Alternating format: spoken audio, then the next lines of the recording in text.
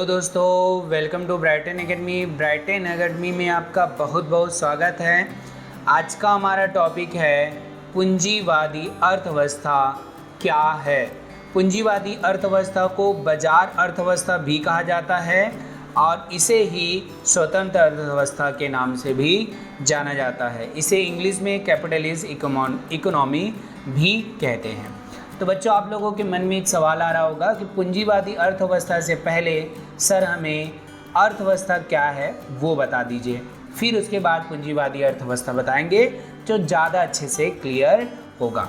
तो चलो बच्चों, तो पहले हम लोग समझते हैं अर्थव्यवस्था क्या है। तो अर्थव्यवस्था क्या है बच्चों? पैसा या अर्थ कमाने के लिए मतलब पैसा को कमाने के लिए सरकार द्वारा या निजी क्षेत्रों के द्वारा बनाई गई व्यवस्था को अर्थव्यवस्था कहते हैं। सरकार द्वारा सरकारी कंपनियां खोल के, निजी क्षेत्रों के द्वारा निजी कंपनियां खोल के हम लोग खोलते हैं, उसमें हम लोग काम करके क्या करते हैं बच्चों? अर्थ कमाते हैं। तो इस प्रकार सरकार या निजी कंपनियों के द्वारा बनाई गई व्यवस्था को ही अर्थव्यवस्था कहते हैं। ठीक है बच्चों, तो आगे बढ़ते हैं। अब हम लोग समझते हैं पूंजीवादी अर्थव्यवस्था क्या है। पूंजीवादी बाजार या स्वतंत्र अर्थव्यवस्था से अभिप्राय एक ऐसी आर्थिक प्रणाली से, आर्थिक प्रणाली मतलब पैसे कमाने से संबंधित प्रणाली को हम लोग आर्थिक प्रणाली कह रहे हैं, जिसमें उत्पत्ति के सभी साधन, चाहे वो भूमि हो या श्रम हो या पूंजी हो या प्रबंध हो या साहस हो, सभी पर निजी क्षेत्रों अर्थात निजी कंपनियों का स्वामित्व होता है, नियंत्रण होता है। अर्थात स्वामित्व का मतलब उसके ऊपर पूरा अधिकार निजी कंपनियों या निजी क्षेत्रों का होता है। उसका नियंत्रण या संचालन भी पूरी तरीके से कौन करता है बच्चों? निजी कंपनियां करते हैं।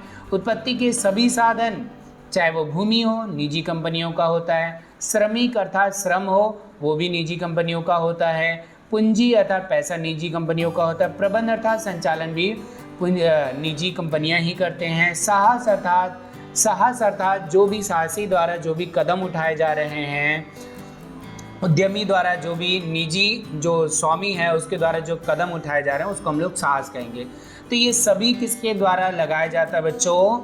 निजी क्षेत्रों के द्वारा या निजी क्षेत्र के व्यक्तियों के द्वारा ये किया जाता है, मतलब व्यापार का संचालन किया जाता है। इसका पूरा स्वामित्व और नियंत्रण अर्थात कंट्रोल निजी कंपनियों के अंदर में होता है तथा आर्थिक क्रियाओं का संचालन निजी हित या लाभ की प्रेरणा के उद्देश्य से किया जाता है।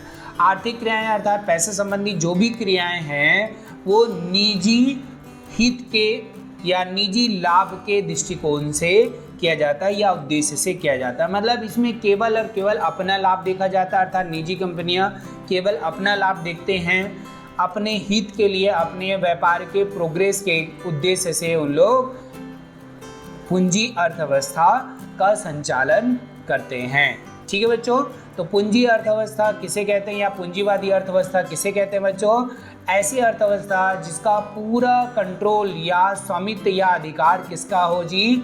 निजी क्षेत्रों का हो या निजी कंपनियों का हो, और इनका उद्देश्य होता है लाभ कमाना।